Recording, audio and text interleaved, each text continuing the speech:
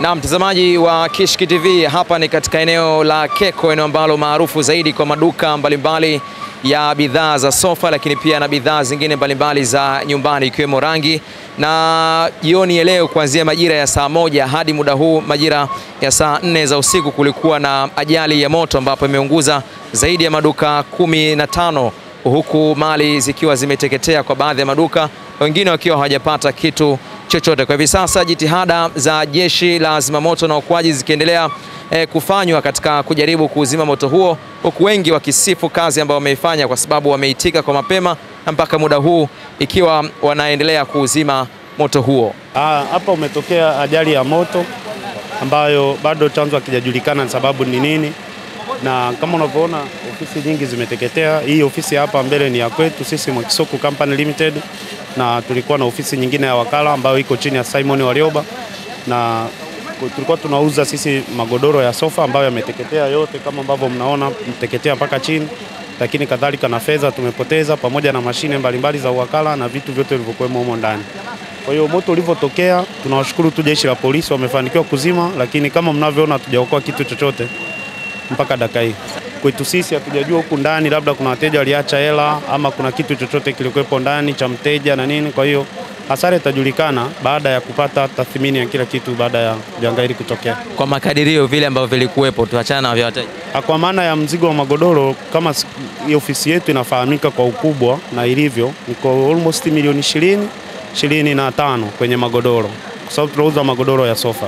Lakini kwa upande wa wakala wa fedha siwezi kujua kabisa, kwa sababu ya transaction za wakala zinafahamika. Kuna wakati mteja ameacha hela ama imekuaje. Kwa hiyo mpaka tuangalie namna tulivyofungua hesabu na tutakavyofunga tutajua ni hasara kiasi gani kwenye ile eneo. Lakini kwenye magodoro at least naweza kujua kwenye hicho kiwango kulingana na mzigo ambao huwa tunaweka hapa kwenye hii ofisi ambayo tunauzia. At least tunaweza tukawa na round figure ya hicho kiasi nilichokitaja.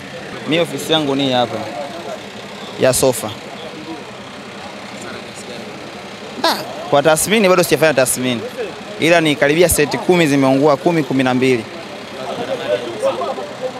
Sasa mpaka nikae nipige hesabu, maana bado unajua tena kichwa kishachanganyikiwa hapa, mpaka utulize akili ndio ujue.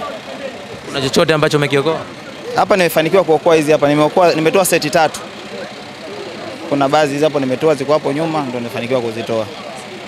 Yeah. Naitwa Ayubu Hussein Swale. Mimi nakaa Ilala, mtaa wa Bungoni.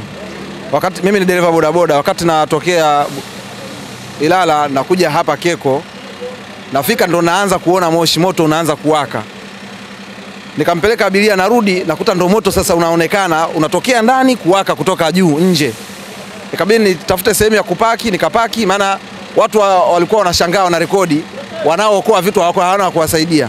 Kwa hiyo ikabidi mimi nipaki sehemu pikipiki, nikaingia kusaidia kutoa vitu nje ikiwemo rangi, magodoro na baadhi ya vifaa vya draw. Kwa hiyo tumeokoa, haujapita muda mrefu fire wakawa wamefika, tukaanza kuwasaidia pia kunyosha mipira, pipe za maji, mpaka wakaanza kuzima. Alhamdulillah, zoezi lao limefanikiwa kwa sababu moto haujavuka eneo kubwa katika pale ulipoanzia. Kwa majina naitwa Abdi Ramadhani, mkazi wa Keko Furniture. Majira kama ya saa 2 kasoro tulishangaa moto ulitokea ghafla.